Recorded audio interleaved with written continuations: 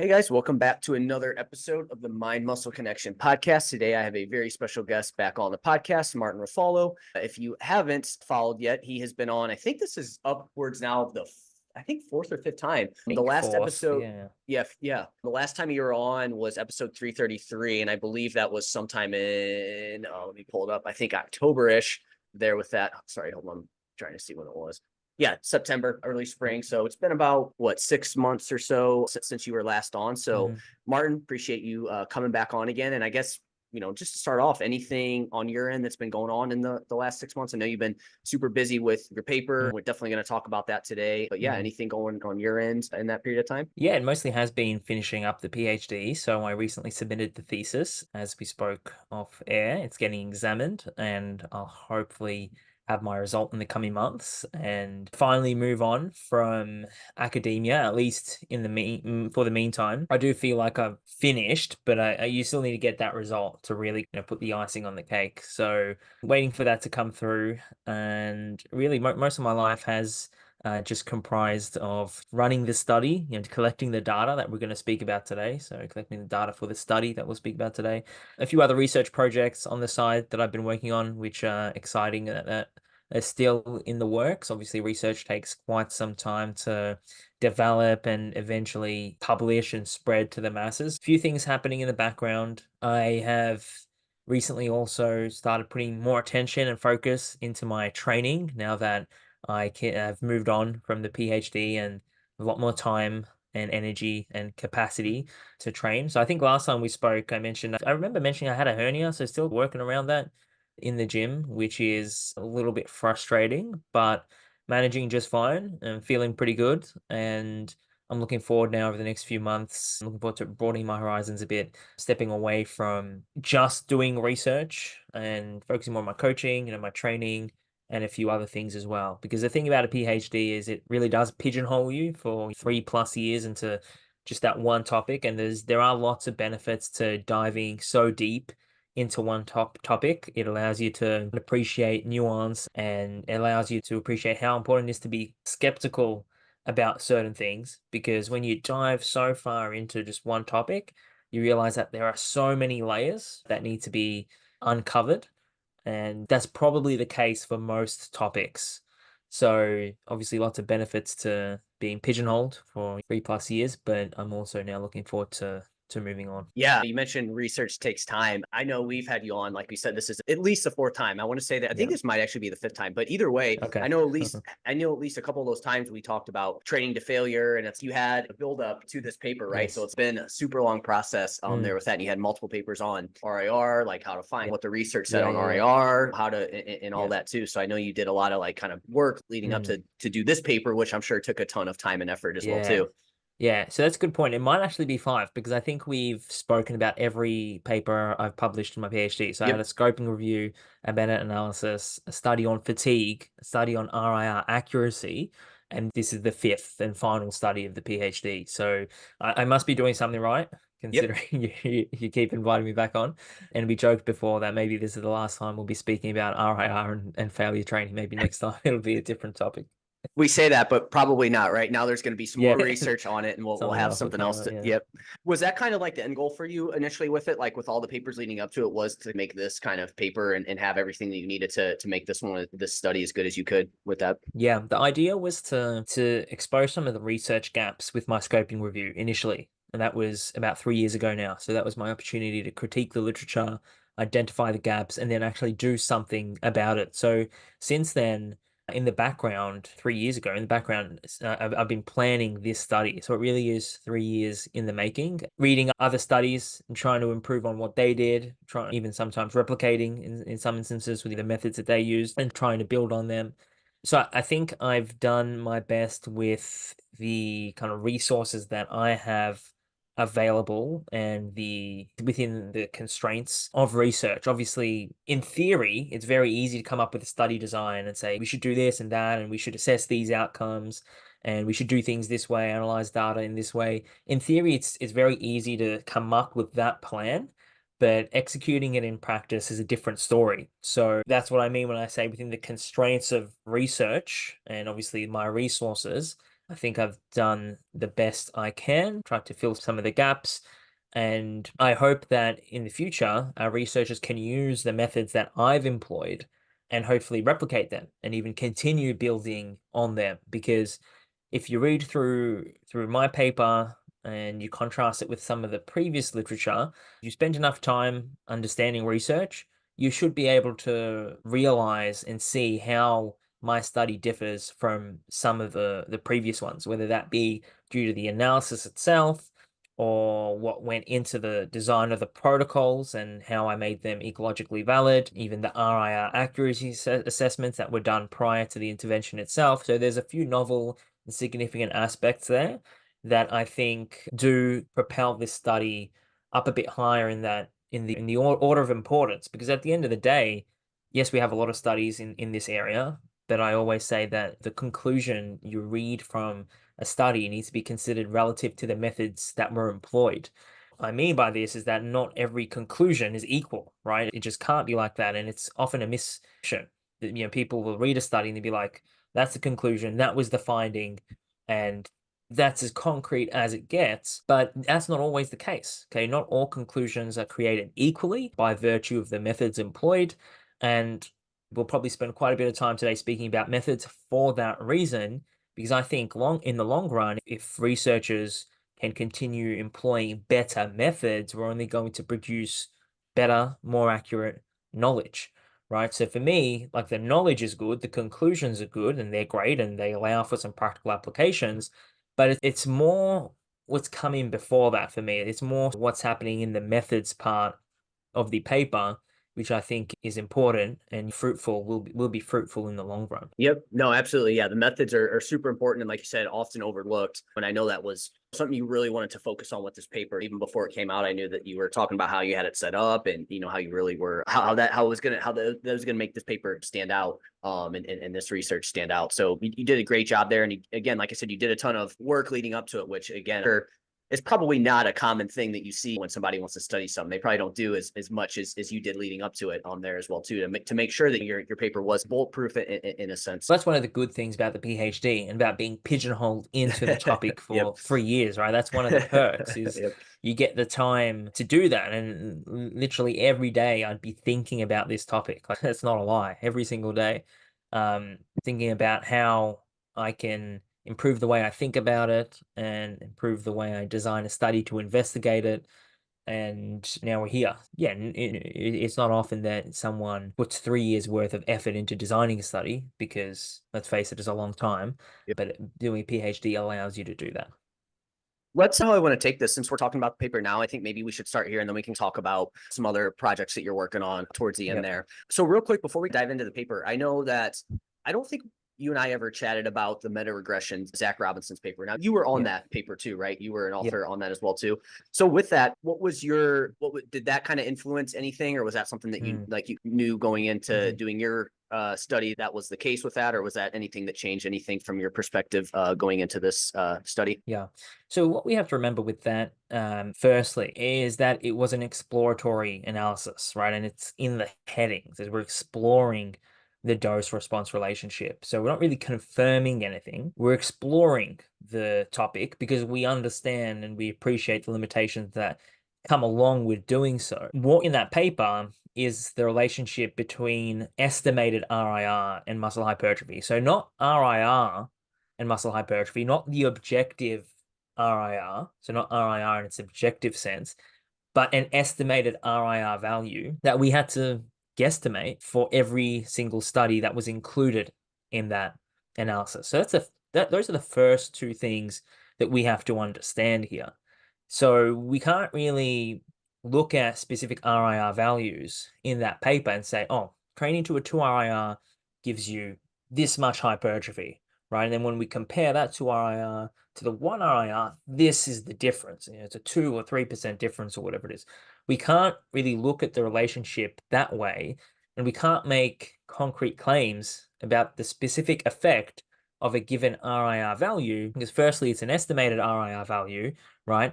And there is an error margin within all of estimations. There has to be an error margin. There's no way that these are accurate estimations because it's really impossible for them to be accurate estimations. And this is what I wrote about in my scoping review. So what we have to remember is that within a group of participants, we have a specific set and repetition prescription that these studies would have undertaken. So they might have said these 10 people are going to do 3 sets of 10 with 75% of their 1 rep max, for example, because none of these studies really used RIR. There's less than a handful of studies that actually employed an RIR prescription. Top of my head, it was maybe 1 or 2.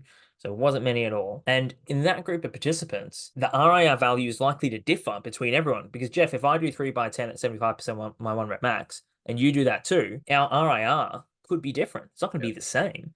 And it's probably going to change set to set with fatigue. And that differs between people because people fatigue at a different rate. So we had to assign 1 RIR value to that group of participants for each of the studies. So there's going to be a large error margin there, right? Because these studies weren't actually telling people, hey, I want you to stop around 2 RIR or 1 RIR, whatever it is, as I did in my study. So with my study, that's the approach I took, and I assessed their RIR accuracy. So we can be pretty confident that the RIR values are going to lie within a certain range, and we can get to that later. There's a lot going on there with that meta-regression. And Jeff, I'll ask you something because when that paper came out, it was almost as if this was like new news for everyone, that as sets terminated closer to failure, hypertrophy increased. But there's a few different ways this can go. So there's 3 kind of main ways that this relationship could look. So the first one is the opposite of what we saw, which is the further you train from failure, the more hypertrophy you experience. Now, who's going to hypothesize that? I don't think you would. I don't think I've ever heard anyone say that for obvious reasons. So we can move that one aside, right? We can put that to the side. We can throw that one in the trash, really. The second one is it doesn't matter where you stop in a set, hypertrophy is going to be the same. So it's going to be like a straight line. So whether you reach an 8 RIR or a 2 RIR or 1 RIR, it's going to be the same amount of hypertrophy. That's also, no one's also hypothesizing that, right? It's not something that anyone thinks is the truth. So we can throw that one out too. The remaining option is that as sets get closer to failure, hypertrophy increases. So this is, for me, that wasn't news to me that was the case. That's the only way in my head that relationship can look. This is obviously now grasping at anecdotal evidence, at science-based evidence too, at research, right? Using those two, that's the only way the relationship could really look. It's just the exact nature of that relationship is unclear. Whether it bends at the top or whether it keeps shooting up, I don't exactly know, but that's the only way in my head that relationship can look. So it wasn't new news to me. It was just reinforcing the idea that for hypertrophy, pushing closer to failure is important. It's a good thing, and hypertrophy seems to go up as you push closer to failure on average. And for strength, that doesn't seem to be the case. So for me, it was contrasting between those two adaptations and further hammering home the importance of proximity to failure. So that's how I interpreted those results. And did that influence my programming? Yeah, to some extent. Again, focusing more so on proximity to failure than maybe I previously did, but it really didn't change that much. Yeah, so with that, it just basically, like you said, it told us what we knew. Like you need to get closer to failure. Basically, it needs to be challenging for you to get hypertrophy, and the further away you get, you might have less hypertrophy there with that. So it didn't really change anything, but it didn't tell us like the exact, again, what 1 RIR or 2 RIR would do. It was just it wasn't set up to investigate that, and we did the best with the research we had, which is quite ambiguous in nature. We tried to quantify things and look at in its continuous nature, because lots of previous research would just compare non-failure with failure. But that's what research is set up to do in many cases. We can't just go off and compare failure with 1 RIR, 2 RIR, 3 RIR, and just do that all in one perfect study and get the perfect answer.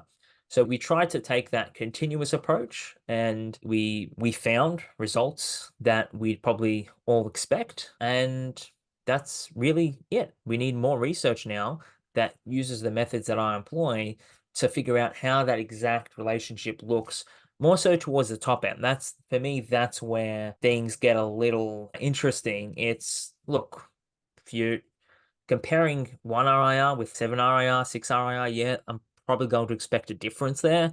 But if you're comparing 1 with 2 or failure with 2, that's where I'm not sure if differences will actually be seen. And that's why I took the approach I did with my study. Yeah, so yours went just a layer deeper, basically, to actually look at those exact RIR values. And like you said, in the past, you looked at the scoping review on RIR research and what that looked like. So then that way you could apply it to the study to really dive in a little bit deeper in terms of the exact Yeah. RIR prescription there with it. Cool. Okay, so with that kind of brings us to our paper, and this is one that I figured it was going to get its rounds in social media and the hypertrophy world. And so the title of the paper was "Similar Muscle Hypertrophy Following 8 Weeks of Resistance Training to Momentary Muscular Failure or with Repetitions in reserve and resistance trained individuals." So I'm looking at just that. This is the one that I'm sure people that listen to this probably have seen people post about recently. Mhm. So I'm going to hand it over to you. You can talk about, maybe you already talked about why you wanted to do it, what you wanted to look at. So I didn't know if there was anything else that you wanted to like hit on initially before we dive into some of the nitty gritty stuff with it. Not really. The main point here was to investigate the efficacy of like RIR prescription and subsequent RIR predictions, right? So in practice, when we employ an RIR prescription, basically we're telling our clients or telling people to stop when they believe to reach that given RIR target for the exercise that they're doing. So I wanted to investigate how efficacious that was for hypertrophy, right? For inducing hypertrophy versus just taking all your sets to failure. And again, previous research hasn't taken that approach. And that's fine. Other research questions were asked. And like I said before, we did the best with what we could, with what we had in that meta-regression. Now we're taking a little step further and we're actually trying to better understand the relationship between, okay, these RIR values and training to failure. I had a study design that involved 18 participants. Okay, and each of the participants had their lower legs randomized to one of two protocols. Okay, so one leg performed all their training to failure. Okay, the other leg performed all their training to a one or a two RIR, depending on the exercise. Okay, so we had two exercises, leg press and a leg extension. The leg press was performed to 2 RIR, leg extension to a 1. And again, participants stopped when they believed they had reached those RIR targets. That was the basis of the study design. It was an 8-week training intervention. We assessed muscle thickness of the rectus femoris and the vastus lateralis, and then we combined those two measures to form what I called total quadriceps thickness. And I think that's what most people are interested in, is how they can build the size of their quads in general, not just the specific muscles.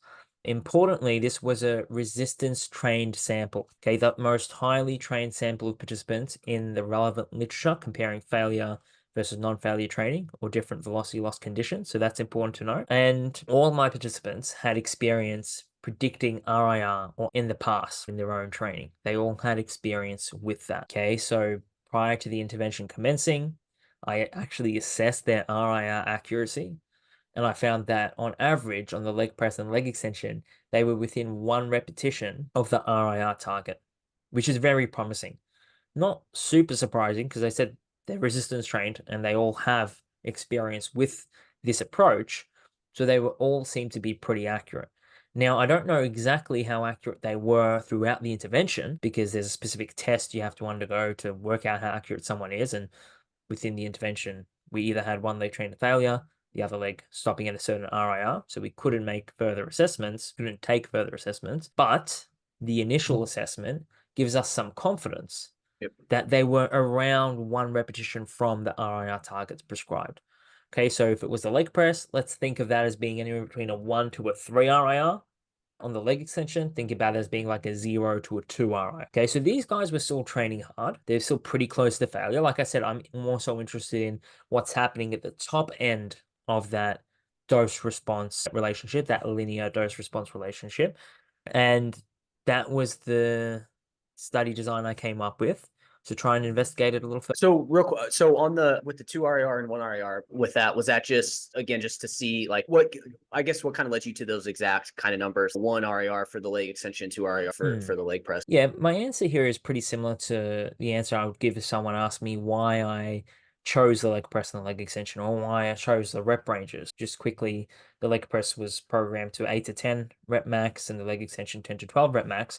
And the answer to all those questions is similar. It's a very practical answer, right? It's just that these are common exercises that people use, they're common rep ranges that people use, the common RIR values that you're going to see for a leg press, right? For a leg press, obviously, we're speaking about a compound exercise, which is quite demanding Overall, it's quite fatiguing, not just on a muscular level, but on a systemic level, cardiovascular system as well. So I opted for a slightly higher RIR to preserve some energy for the subsequent exercise. And the leg extension, we're thinking about a single joint exercise, slightly higher reps, less injury risk, closer to failure. These are recommendations that I've given in some of my previous work. So the scoping review, the meta-analysis, all provide recommendations that kind of fit that description there. And for the leg press, it's the same, and leg extension selection, it's the same thing, right? Common exercises, safe exercises, stable exercises, I had them available.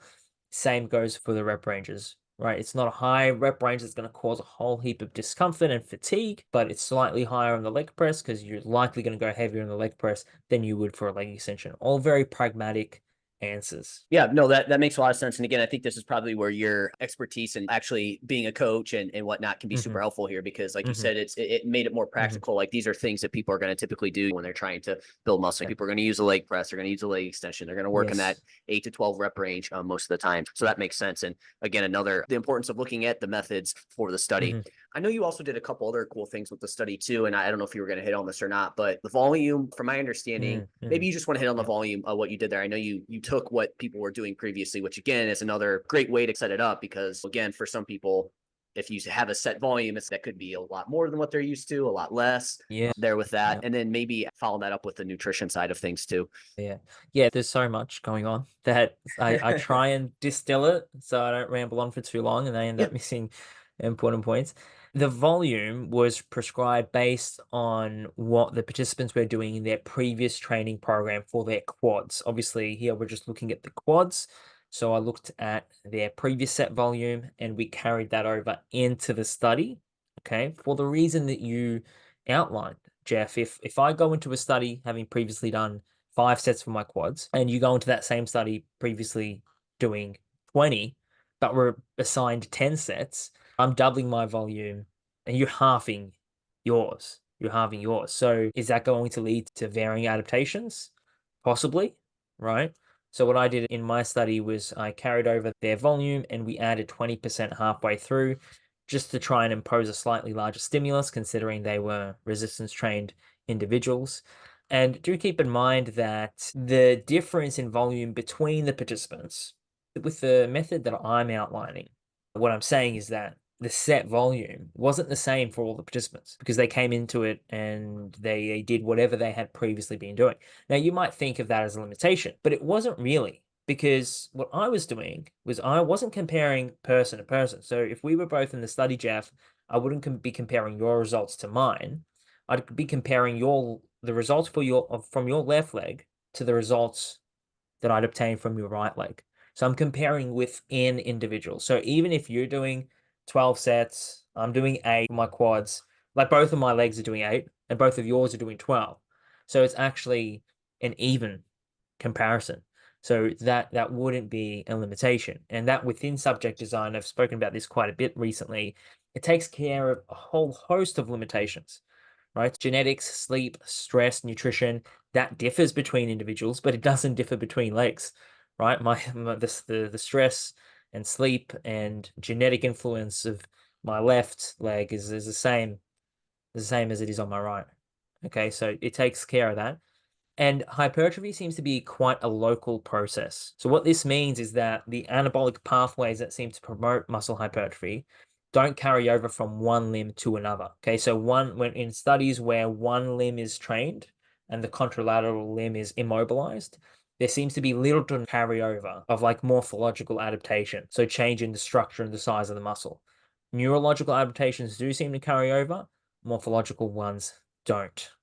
So it's a very strong study design when looking at muscle hypertrophy. Now, let's say I was assigned 10 sets because that's what I'd previously been doing for my quads. Those 10 sets would be distributed across 2 sessions because we did 2 sessions within each week across the 8-week period. So it'd be 5 and 5, and then it would be evenly distributed across the leg press and the leg extension. Okay, so that's how the volume was set up. And then taking that next step, I also looked or tried to monitor the participants' nutrition. Real Okay, quick, now, sorry, real quick, yep, Martin. Can I stop you just go real for it. quick on the volume, real Yep. quick? And you may have hit on this, so if you did, I apologize. But the reason for adding 20% to what they were currently doing, is that just so you ensured that they saw some sort of hypertrophy, or what was the reasoning behind that? Yeah, that again, that was another pragmatic choice. As I think I mentioned earlier, just Okay, to sorry. impose a slightly larger Okay, stimulus, considering they were resistance trained individuals. Yeah, again, in practice, it's not uncommon for people to add volume at some okay. point throughout it. So that's all there really was to it. And some of the previous research that I was using to base these decisions off had found that approach, the individualized volume approach with an additional 20%, is like quite a reliable way of investigating muscle hypertrophy. Yep. So it seemed to work pretty well. Okay. I figured that's what it was, and I thought I may have missed it, but I just wanted to Yeah, make sure that's all on good. that. So cool. All right. Yeah, you can Yeah. hit on the nutrition side of things. So yeah, with the nutrition, Jeff, I'm not sure how many kind of papers that you read here and there. You're not a researcher, so it's not like you'll be reading papers day in, day out. It's not really common to read through a resistance training study and see nutrition reported to the extent that a practitioner would appreciate. So, Jeff, as a practitioner, as a coach, it's like when you're working with someone who wants to build muscle from like an overall from aspects other than training, from like a nutrition aspect, like what are you concerned about as a coach? What comes to mind? Yeah, their protein intake, the amount of calories they're having, making sure if they're trying to build muscle, making sure they're eating enough. Those would be like the two main ones that I would look at there with Yeah. that. And how would you assess whether or not they're eating enough calories? What's a metric that you might look at? Body weight, right? Making sure their body weight's staying the same, trending up over time. Perfect. It didn't take long for me to extract what I needed there. That's because what's important, right? These are the big rocks. So protein, calories, body weight change.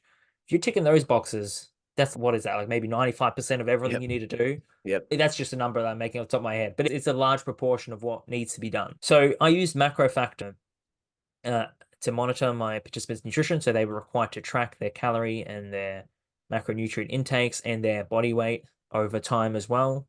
So we got the average each week, and then we compared the first week to the last to calculate body weight change. And macro factor basically allocated them a certain prescription based on a goal of increasing their body weight by 1% per month.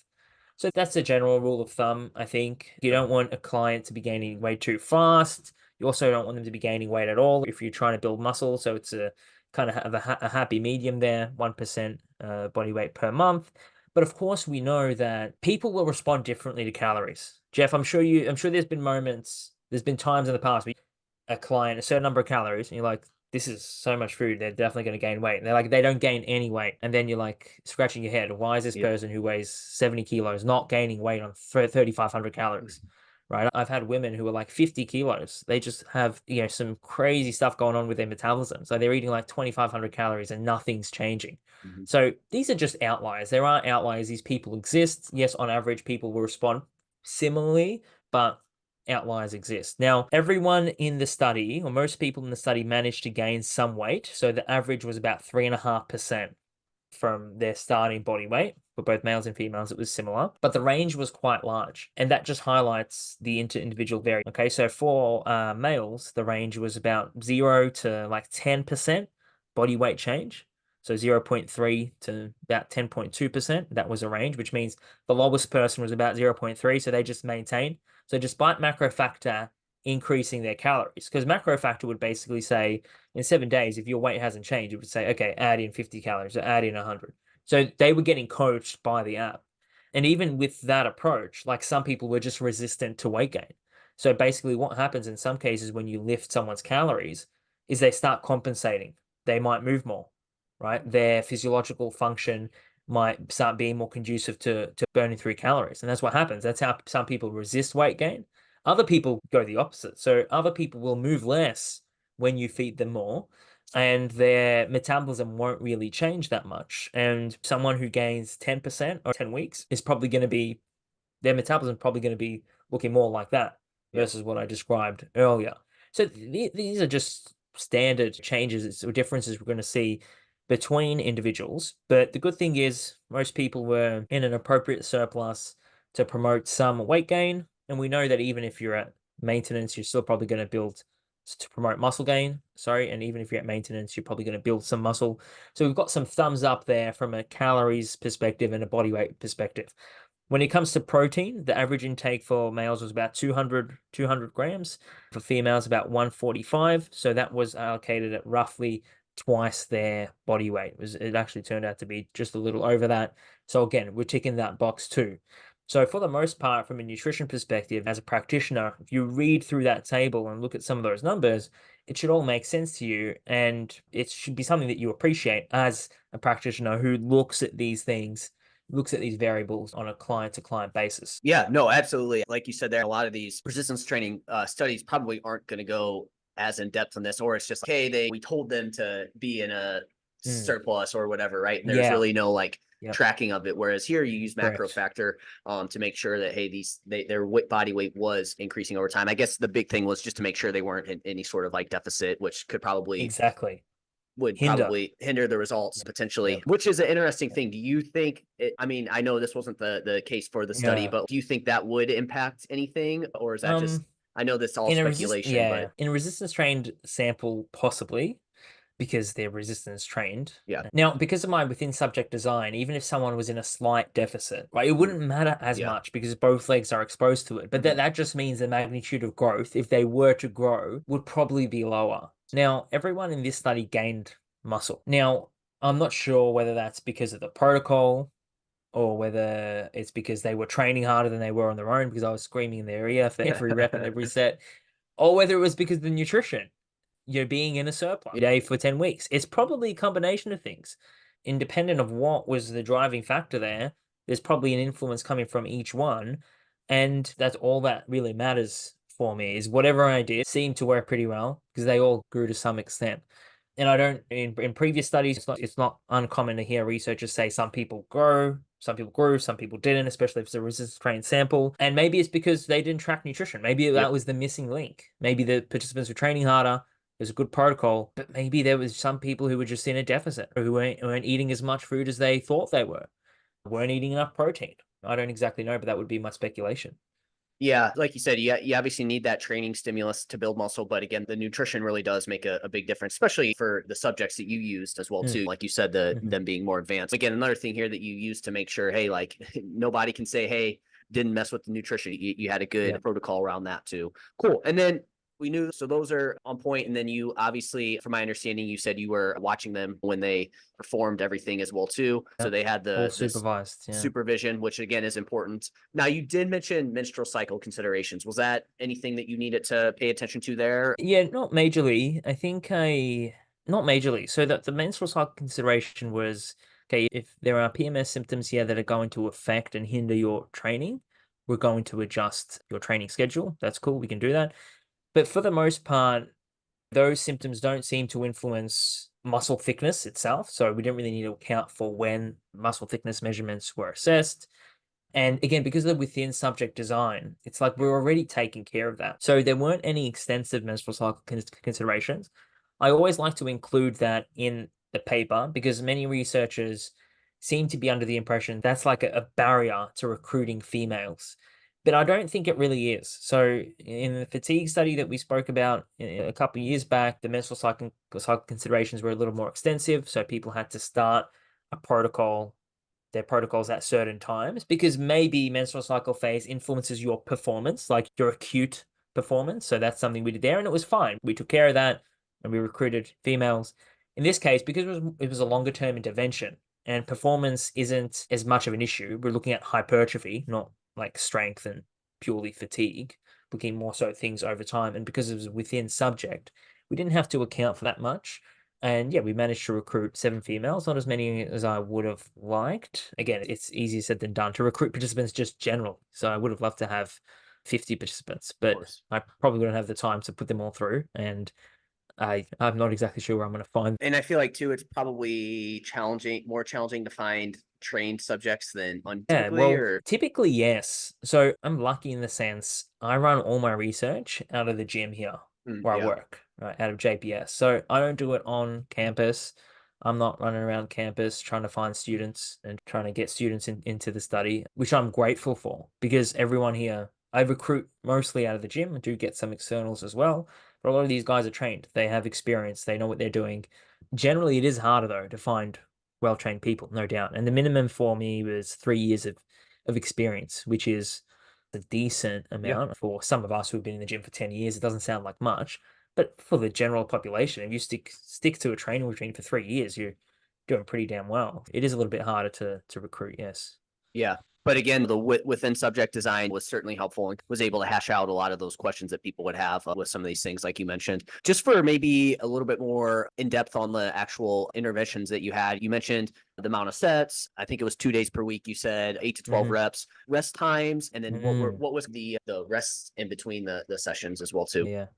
Yeah. See, these are all the questions that like I'd expect a practitioner to be asking, because this is what you care about when you're reading a study. It's this is the result. Okay, but what did the protocol actually look like? Is it realistic? Does it make sense? Is it coherent? So the rest period between sets was 4 minutes on the leg press, 2 minutes on the leg extension. If you ask me why, you could probably guess to why that would be the case. If you're a practitioner, you'll know this. It's like the leg press is fatiguing. You need a longer rest than you would on a leg extension. Simple. Now, we don't want the protocols to take 2 to 3 hours. I sometimes train legs and 2 hours has gone by. And I'm like, damn, where's time gone? So Yep. you have to be efficient as well, Mhm. because I'm going through 10 people every day, 10 sessions a day, or whatever it is. So 4 minutes on the leg press, 2 minutes on the leg extension. And then in between sessions, right, that was a minimum of 48 hours, bare minimum. So ideally 72 hours, which would be like train on the Monday, rest Tuesday, rest Wednesday, train again on the Thursday, 4 legs. Like as a coach, that would be my minimum recommendation to most people, unless it's a someone who's maybe on like a maybe only training 2 to 3 days a week and the volume isn't that high. They've got maybe like full body training plans, maybe female, for example. Then I'll have some leniency. But if I'm working with a guy who's pretty strong, training legs pretty hard twice a week, I'm gonna say 72 hours is going to be the rough target. And to allow for scheduling flexibility, 48 hours was the minimum. Cool. So again, make sure they were covered. So again, Monday, Thursday, Yeah. and I think you mentioned this in the paper, but you told them just no lower body training really right throughout, but Okay. they Yep. could do some upper body training if they wanted Yeah. to. Yeah. So this is why it's a bit harder to recruit trained individuals. So They would. not only is it hard to find them in the first place, right? But then when you find them, you're like, okay, this is what I want you to do. Are you willing to do that? That's a whole other ball game, right? Jeff, if I found you, I was lucky enough to find you on the street and hey man, you want to do my study? You'd be like, yeah, I'm keen for that. And if I said, okay, we're going to be looking at quadricep thickness. So you can't train your quads, but you also can't train the rest of your lower body for the next 10 weeks because we have to control for everything. What are you going to say? You're probably not going to do it. Okay. So I don't know. What do you think? Would you be down for that? Hey, less lower body training. Hey, maybe I'll take it. But no, Yeah. but Yeah. right, most Yeah. Yeah. yeah, You get where I'm coming from. Yeah. I'd probably be like, I got to do more than that, man. Come on. Yeah. So this is the thing with quads, it's a little bit easier to manage, which is why I chose to measure the quads. Because Jeff, if I said, okay, we're going to be measuring your biceps, so we're going to be doing biceps training with me, but you can't do any additional biceps training and you can't do any back training for 10 weeks, you're probably going to be pretty reluctant Yep. to do that. Yep. Because the thing here is every time you do a row and every time you do a pull down, you're likely distributing some of that tension to your biceps. Right. So if I'm measuring your biceps, I have to control for all of that. Now, with the quads, it's a little less of an issue. Okay, so what exercises other than direct quad exercises are going to influence growth in the quads? That list is going to be a lot shorter than it would be for the biceps. We're thinking deadlifts that might work the hammies and glutes and the quads to some extent. I think hip thrusts possibly if you're going through a full range of motion. Off the top of my head, yeah, maybe I can't remember the list of exactly how the list looked, but those off the top of my head, those are the main ones. If you're doing like split squats, step ups, like they're quad based Yep. movements, and yes, you can bias certain muscles over others, but you're still going to always get the quads. Yep. They weren't allowed to do any quad based exercises, which involve split squats and step ups and all that stuff. And then they weren't allowed to do any deadlifts and hip thrusts, which are often known as like glute or hamstring based movements. They weren't allowed to do those either. So that was a bit of a compromise. Okay, you're going to do this for me, and I'm going to allow you to do this additional training, but it has to be constrained to some extent. And that helped with the recruitment. Gotcha. Yeah. So again, making sure that they just in case, like no lower body training, just in case there was some Yeah. potential carryover. Because like you said, something with a split squat, like you said, you can make it more biased towards glutes or Yeah. quads, but it's Still like going to it's get the still quads easy. though. Yeah. It's Yeah. still easy to fall off that there Yeah. and have that carryover. So that makes sense. I guess last thing before we dive into the results, the progressions with that was that Okay. add in weight, add in reps. What did that look like? Yeah. So reps weren't really a concern of mine. Okay. So let me explain that a bit further. So I had a rep target for each of the exercises, but the rep, it was more of a rep max target. What that means is we're using a load that's going to get you roughly within that rep range. So we tested this before the intervention started. So I tested how many reps they could do to failure with a specific load, and we picked the load. We eventually got to a load that got them to failure within 8 to 10 reps on the leg press or 10 to 12 on the leg extension. And then we started with that load. The intervention started with that load. Now, from then onwards, I wasn't really concerned about reps. It was either Sure. failure or RIR. So Mhm. you get to failure and you stop when you reach failure, right?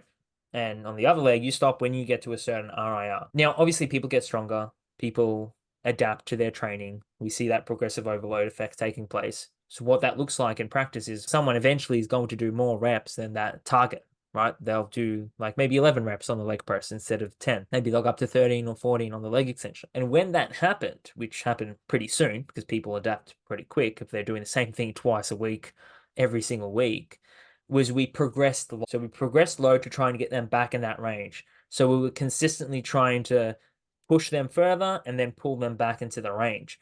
Now, across sets, what we often observe is a decrease in reps, especially if we're controlling for rest time. So in practice, you can rest for as long as you want. If you train to failure, you can rest for 10 minutes and then do another set, and you might not lose that many reps, but it's a 10-minute rest. You have to work out whether or not it's worth it for you.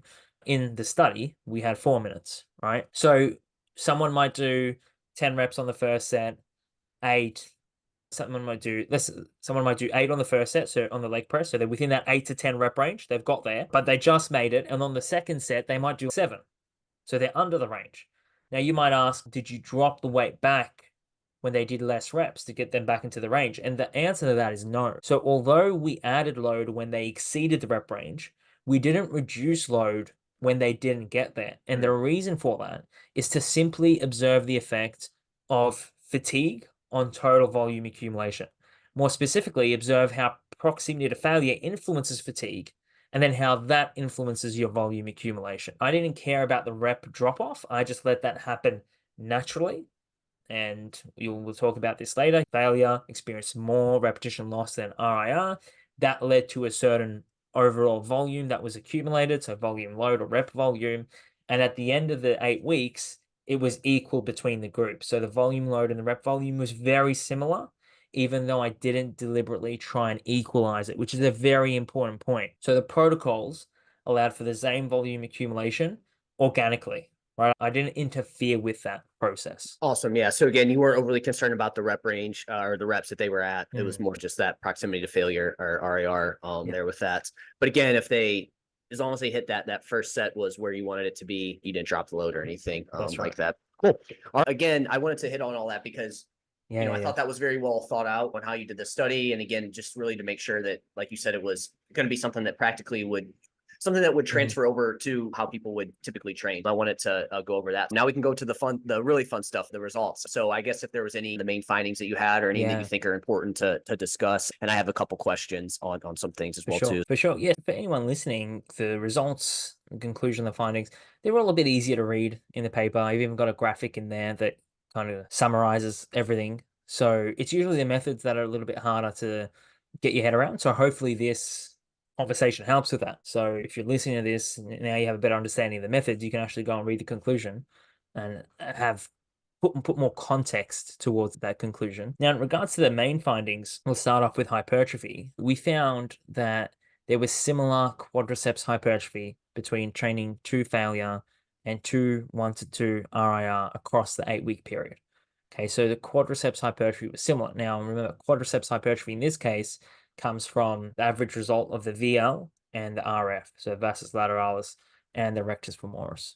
Okay, so that's what we found. Now, the analysis that we used wasn't a traditional statistical analysis. So you won't see any p-values in the paper. You won't see any reference to statistical significance.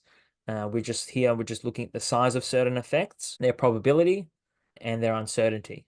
Okay, and based on that, we found the probability of experiencing a specific change in muscle thickness over the 8-week period was similar between the protocols.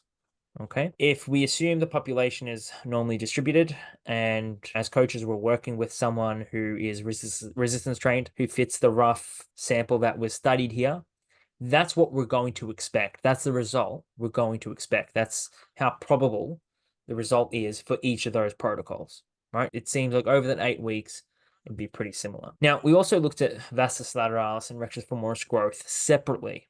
Okay, and this is where it gets a little bit interesting, but this is more so speculation than confirmation. So that's something we have to keep in mind. We found that the failure protocol seemed to induce slightly greater hypertrophy in the vastus lateralis. Okay, I'm not even sure if I can really call it hypertrophy, because if you look at some of the graphs closely, we're not exactly sure with these results for vastus lateralis and rectus femoris. We're not sure if it's due specifically to changes in hypertrophy, a difference in hypertrophy, or just measurement error, because they were quite small, these changes that we're seeing. But nonetheless, they were there, and there was a trend that seemed to be opposing between the protocols. What I mean by this is the RIR protocol seemed to induce slightly greater changes in rectus femoris thickness than vastus lateralis. Okay, so the RIR protocol favored rectus femoris, the failure protocol favored vastus lateralis. And you might ask, why is that the case? Jeff, if you think about it, the leg press was the first exercise performed. Okay, and the leg press likely stimulates the vastus lateralis more so than the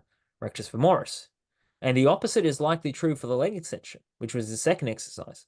The leg extension seems to promote more activation and hypertrophy in the rectus femoris.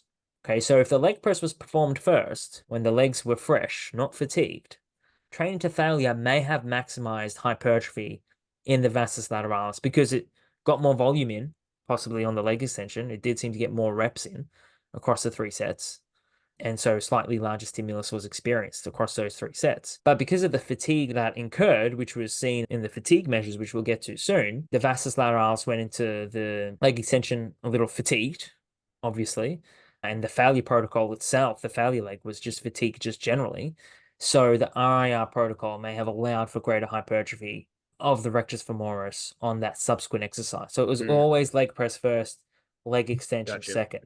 So the target muscle of each of the exercises seem to be, prioritized with an influence of the protocol and how much fatigue was induced. Now, again, because these changes, these differences that we're seeing were quite small, a lot of this is speculation, but it's, for me, that is something that makes sense. That is based on our understanding of fatigue and exercise order. So that's what we speculated in the paper.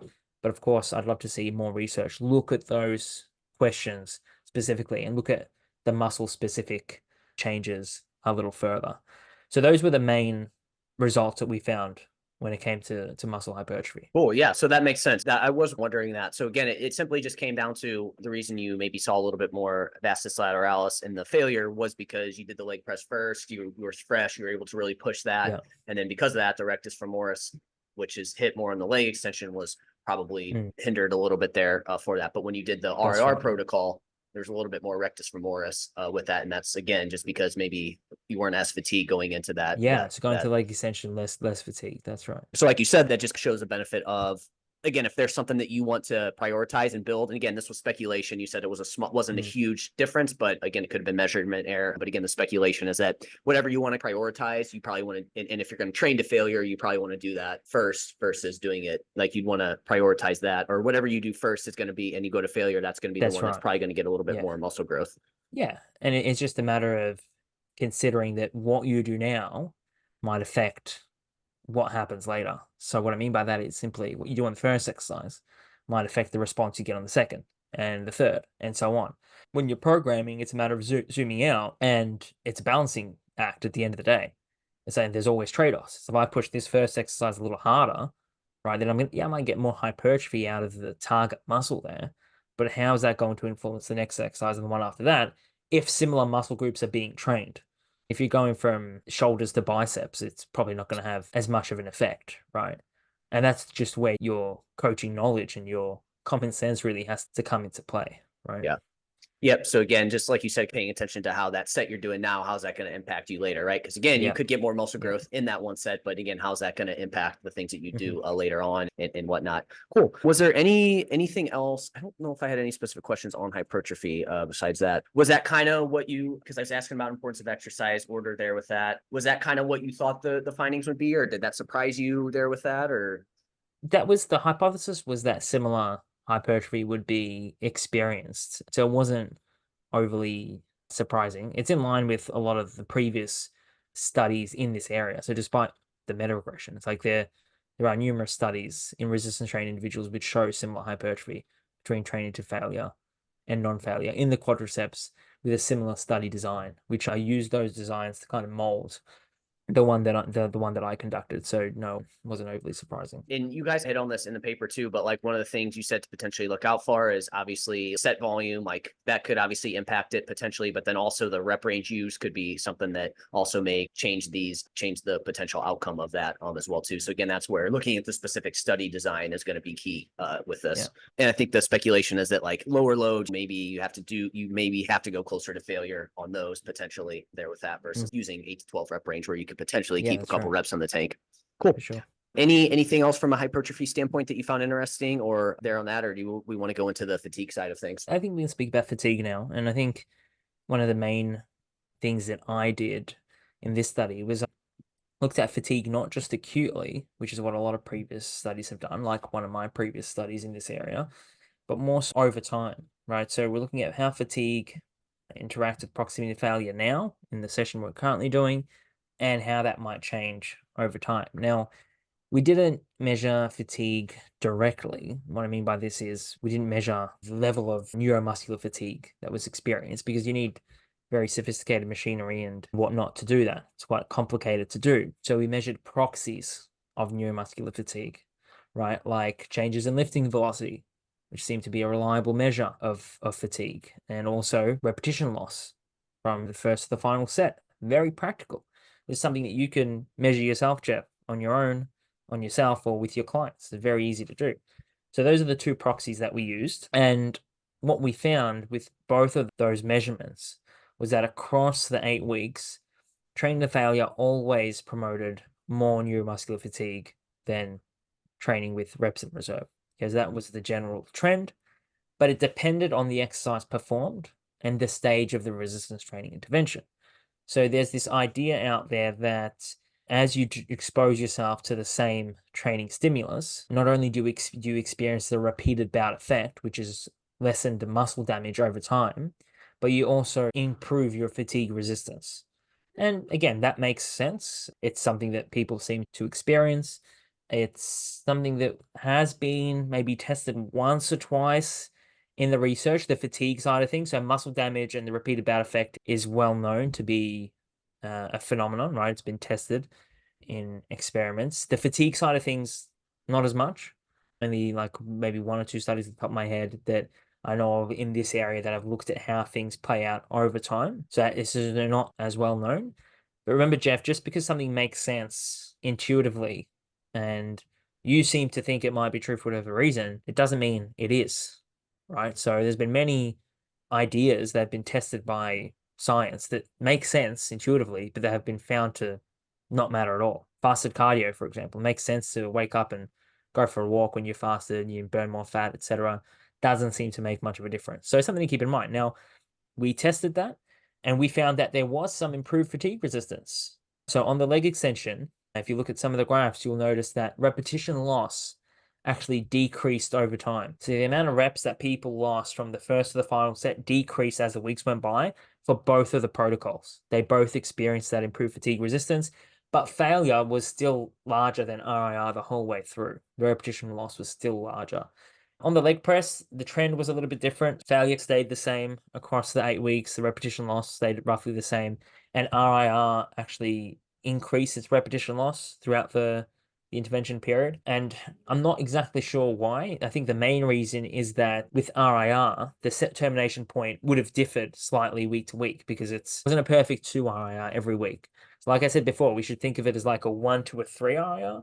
So maybe they were closer to a 3 at the beginning because maybe they were pacing themselves. It was the first week of the study, being a bit conservative. Subconsciously, it's very hard to know exactly what the participants were experiencing. And then maybe towards the end, it was closer to 1 RIR, which then means that repetition loss would have increased. Okay, so I don't exactly know why we saw that, but that's what we saw. And what you have to remember as well is that improved fatigue resistance, it's likely going to be more obvious on an isolation exercise where less muscle groups are involved and less mechanisms of fatigue are involved. What I mean by this is, Jeff, on a leg extension, when you're thinking about how well you can recover in between sets, what's it going to come down to? Really, what's happening on a local muscular level. So how well can your muscles remove metabolites in that area? How well can they get blood flow to the actual muscle, right? How many capillaries you have around the muscle, how well you can get blood in there and oxygen and nutrients in there for recovery. So glucose, for example, and how well you can manage the calcium flux in the muscle, because calcium plays a role in contraction, etc. So those are like three things. There's other local muscular things that play a role too, but it's all there in the muscle. Whereas when you're doing a leg extension, Jeff, yes, you've got the muscle, but then you've got more than one muscle. Like your glutes are doing a bit of work, maybe your hammy's doing a little bit of work. You've got to stabilize and brace. You've got a cardiovascular demand, so your heart rate has to come down a little. Blood pressure's got to come down after the set. Well, there's a lot more going on, so it's harder to observe fatigue resistance because your muscles might be getting better at dealing with recovery, but who knows, maybe you experience more cardio fatigue on a given day. Maybe your heart rate goes up a little bit more because it's a bit hotter on that day. And your heart rate is just naturally a bit higher. There's so many things that could influence that versus the leg extension, which is pretty simple. You're just extending your knee and there's less interference. Okay, I think that's why we saw those pretty stark differences across the leg press and the leg extension.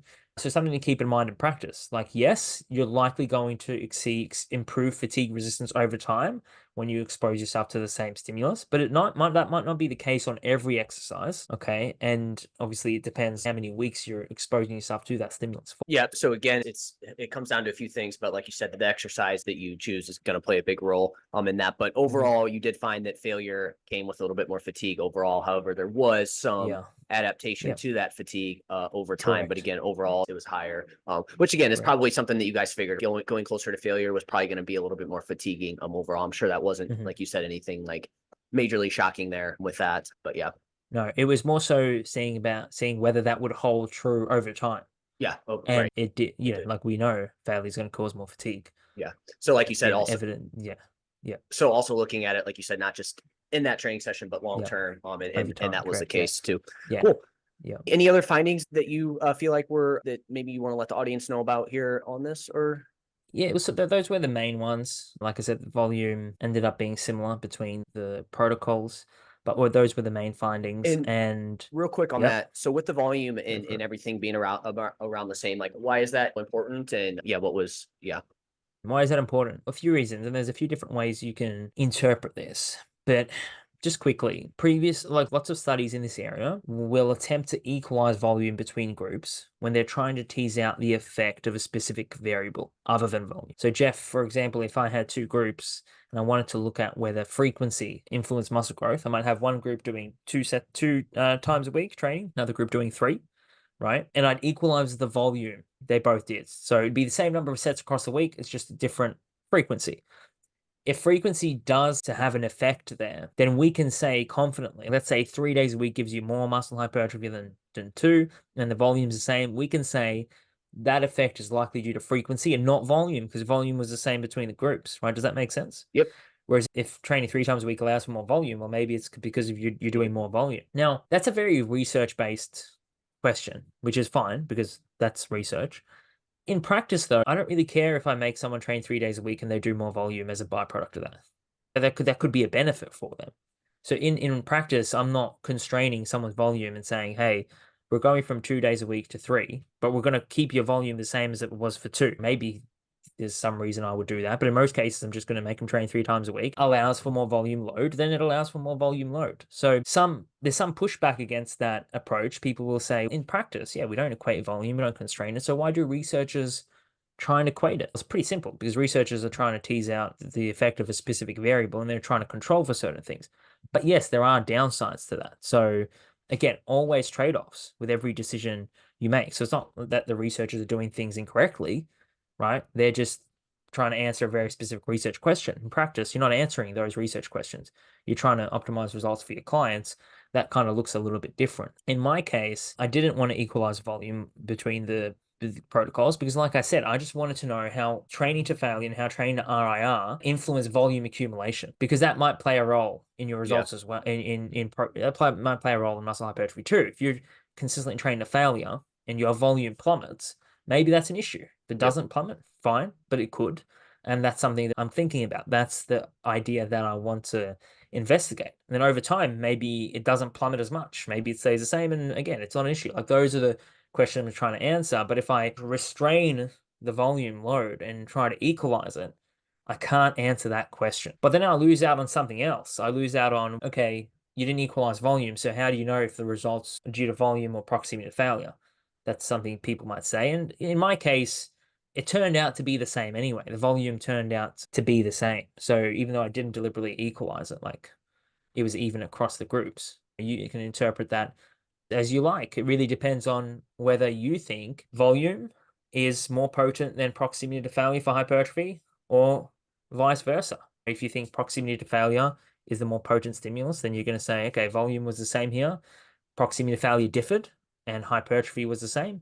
That means there's unlikely to be a difference between those two proximities to failure. But if you think volume is the most important, then you'll say, okay, set volume was the exact same. Proximity to failure was slightly different, but because the volume was the same, that's why they got the same results. It was the exact same set volume.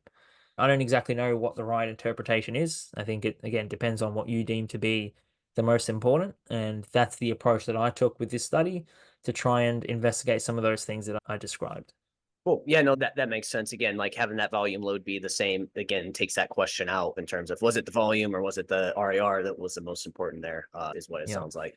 Gotcha. Cool. Yeah. Anything else that you want to go over from a findings No, standpoint? I think Cool. I think that's it. Yeah. Cool. So yeah, I think now we can wrap up with the practical application there with that. What's the take home for people here with this? Yeah. Yeah. At the end of the day, I'm not here to tell people what they should do with their training, tell people that they should just train to failure, or tell people that they should just train with RIR. I've been a coach for 10 years, and I know that either of those two approaches, I think that either of those two approaches would be flawed based on my coaching experience and what I know. So that's not the approach I take with practical applications here. I've got some practical applications in the paper, which you can read, which I'm trying to derive from the specific findings of the paper. But it's a little bit hard to do that at times because we've got a very specific protocol. And let's face it, although this is ecologically valid, so it's something that, Jeff, you could resonate with. In practice, when you're training your legs, you might do more than 2 exercises for your quads. So things might look a little different. So I'm going to be training legs later today. I've got a leg press and a leg extension in my program, but I've also got a split squat. That throws a bit Yeah. of a spanner in the works. Yeah. I trained with one of my clients and I give him split squats, and now I have to do them too. You have to as well. Yep. Can't say no. So yeah, that throws a bit of a spanner in the works. And that's why, as a coach or as a practitioner, individual who trains and who reads research and tries to understand it, you have to be able to step beyond the conclusion of the paper. So the conclusion is going to give you a starting point. It's going to give you a rough idea as to how things might work, but you have to realize that all hinges on the methods employed. So if you understand the protocols used here, which we've done a good job at running through it today, if you understand that, then you know the context in which those conclusions, those findings apply. Okay, but then it's on you to take it that one step further on the gym floor. And the only way you can do that is to tie some of these findings down to principles. So, Jeff, when I'm programming for clients, I don't make decisions based off research per se. I make them based off a set of principles that I've devised over the years, listening to people talk and writing down notes and just putting things together in my own head. I've got a set of principles, I've got frameworks that I use to make decisions. And as new research comes out, I feed it through that system, right? Try and tie it down to a principle, update my understanding of principle, whether that be progressive overload, variation, specificity, fatigue management, right? How do training variables influence those principles? I'm always trying to update that as new research comes through. And then that's what I look at when I'm making programming decisions. I don't look at the findings of a specific paper, right? I look at the totality of my understanding, and then I feed those principles through a framework of thinking to make decisions. If you don't have a framework, it's like you'll sit down, you'll try and write a program and be like, this study says that. but then this one says this. And we've also got this one that says that. So it's if all your information and knowledge is scattered, that's a bit of an issue. And that's a problem that I think many students, many coaches face from the conversations that I have and observations that I've made. So basically, I think when you're in practice, you should consider three main things. So the first one is you should have a rough idea as to how close to failure a certain exercise should be pushed, just based on the exercise itself and based on your knowledge and preferences and experience as a coach. So, Jeff, if I ask you a question, would you push a Romanian deadlift, right, closer to failure than a hamstring curl? I would not. Why? Just again to go back to the Romanian deadlift, it's technique driven. You're loading your spine, so you got to be careful there with that. It's probably more fatiguing overall as well, and you're probably going to be in a little bit of a lower rep range with that versus like a leg curl potentially. Would you have a citation for that? I would not have a citation for that. It would Okay. have to be multiple different studies, basically. Yeah, that's the thing, right? You just gave me a bunch of heuristics, so they're just shortcuts to making decisions that aren't based on any research, and that's fine because there's no research that's going to tell you that you should maybe keep 2 reps in the tank on an RDL versus a hamstring curl because there's a demand on your erectors, okay, and there's a potential for injury, at least more than the hamstring curl. There's a massive technical demand, so you're likely going to break your technique towards the end of the set if you push to failure. It's going to be overall more fatiguing. Where are you getting those citations from? They don't exist. Being evidence-based doesn't mean that every decision you make comes from a research paper. Right. You have to use your experience, your knowledge, and your preferences as a coach. Maybe you don't care if the technical demand is high. Maybe you don't care if your client's technique breaks down. That's the way you want to go, fine. But I have a slightly different preference, and that's cool. I use my preferences, my knowledge, my experience as a coach to develop heuristics that allow me to make quick decisions like that about exercises. So I know roughly how close to failure I want to push some exercises versus others, right? Now, if you always rely on heuristics, and if you only go by heuristics, you're not gonna get that far, and you're likely going to be led astray at some point. So the next level to all of this is looking at research. Okay, what does the research tell us? Okay, now that we have these heuristics, how much does it matter if we push to failure or if we keep a couple reps in the tank? Now, what we know, which we've covered extensively today, is that as sets are terminated closer to failure, and on average, all else being equal, you're likely going to experience more hypertrophy. But there doesn't seem to be too much of a difference based on my study between 1 to 2 reps in reserve and failure, at least for the quadriceps. So that's what we know there. Okay, so you can use that now to refine some of your decisions. Okay, so if we know that, okay, for the quads, 2 reps in the tank, not that much different from failure. Okay, maybe on the RDL, I will keep it around 2. But on the hamstring curl, okay, so the less injury risk there. Now, pushing closer to failure on average is going to get me more hypertrophy. That's good. In my study, training to failure didn't seem to be detrimental. It was just the same as RIR. So, okay, let's push that one to failure. Something like that, right? Just an easy, trying to weave the two together. But then what you also have to realize is that, Jeff, you're not just programming proximity to failure. You've got volume, you've got total number of exercises, frequency. Okay, so what if you're doing, for whatever reason, 5 sets on your hamstring curl? Right? That's what's programmed because you really want to develop your hamstrings. You're going to take all of them to failure.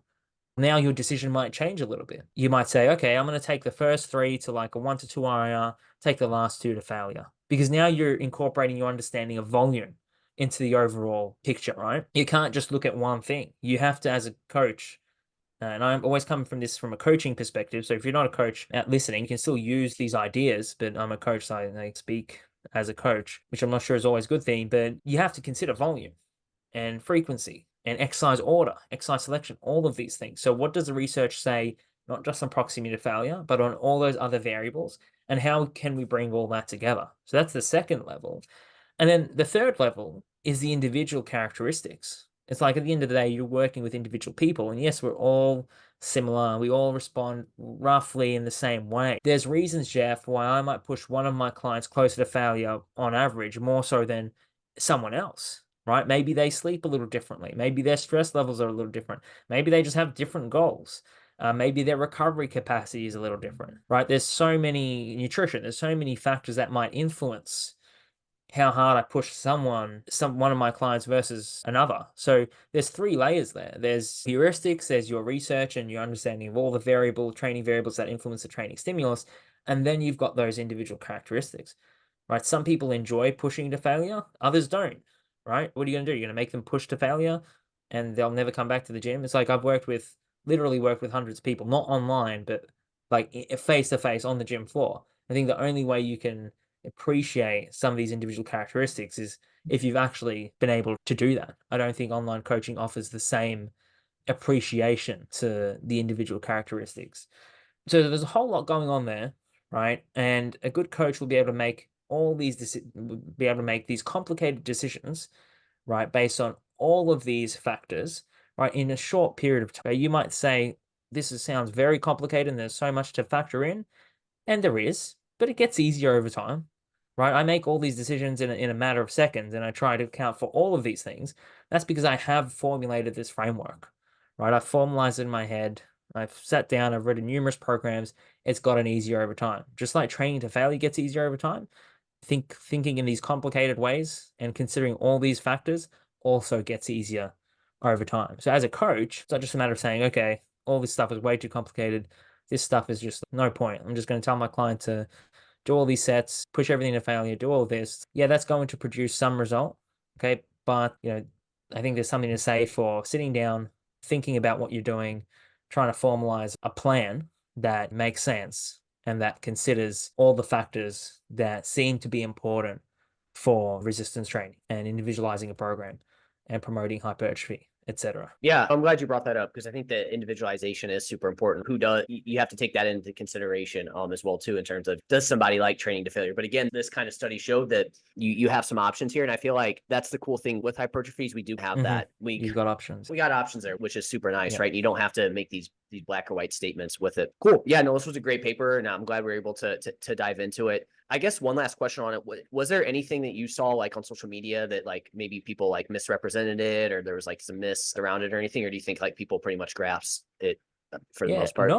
Not really. I spoke to Steve about this. I think it was overwhelmingly positive. I haven't really spent much time in the comment section trying to For good reason. diffuse someone's thinking. It's been positive, and nothing strikes me as being, misrepresentation, or at least not from what I've observed. I've read through a few YouTube comments, and some of the main kind of critiques pertain to the length of the intervention. It's like, oh, it's only 8 weeks. It's okay. Pretty hard to get people going for longer than that, but it's 8 weeks for both legs. They still built muscle, and it was an equal amount of muscle. Is that going to change the further you go? I'm not exactly sure. So that was one thing. The within subject design, people had concerns about that, but we've already touched on that. Hypertrophy seems to be a pretty local process. Some people spoke about the sample size being small. Interestingly, 18 is for this type of research is actually on the higher end. And what you have to remember is I had 2 data points per participant. It's actually 36 data points. Right. So sample size is actually 36, not 18, really, because it's 2 data points per participant. So that's something else to keep in mind. So those are all like low level critiques. I can handle that. They're fair enough to some extent, but not much I can do about it, like low level stuff. And nothing else that really comes to mind, which I'm grateful for. I'm grateful that people seem to appreciate the research and sharing it, people sharing around and spreading a good message that isn't. I think that was one of the issues with some of the earlier research on this topic. People would read that there's no difference between train to failure and non-failure. And so what's the conclusion from that? Oh, don't ever train to failure. You don't have to. It's like a very dichotomous conclusion. There's reasons to train to failure on the gym floor. No doubt about that. Do you have to take every set to failure? I don't think so. I'm not saying it can't work. I'm just saying I don't think you have to do it. And there might be a better way for some of us. The message hasn't been dichotomous, which is good. And I'm looking forward to seeing where the future of this research lies and how it unfolds. Yeah, me too. Definitely will be cool to see how other researchers use this study to develop their protocols in the future. Well, again, appreciate your time, Martin. I guess real quick before I let you go, just anywhere where you can lead the audience to, and then if you maybe want to hit on something that you're working on that's going to be out here shortly, anything that people can look forward to there. Yeah, best place to find me is on Instagram, so MR Fitness with a double underscore. I'm sure that'll be linked somewhere. And I am doing a sex difference analysis on all this data. So actually everything we spoke about today might be influenced by sex, by the difference between males and females, because I had both males and females in my sample. So looking at the sex differences there, that will form another paper that will be published hopefully in the coming months. I also assessed perceptual responses throughout the intervention. I asked people about their perceived discomfort, exertion, general feelings. I'm also going to be analyzing that data. So that'll be out there at some point this year. So that's pretty exciting. I do have a few other things in the works as well. Some meta-analyses I'm working on, which will eventually make their way out to their public. So stay tuned. If you follow me on Instagram, you can stay up to date there. Cool. We'll have you on again to talk about those. Maybe talk about something else besides failure, but we'll see. Maybe Yeah, something else we'll comes see. out by then. Yeah. Again, Martin, appreciate your time. Really appreciate the study and the design of it. I know it took a ton of work, so appreciate the hard work and allowing us practitioners, and I mean yourself too, as a practitioner, to further evolve our coaching and help give people more results. So appreciate that. And yep, we'll have you on again soon, and we'll talk to you soon. Thank you.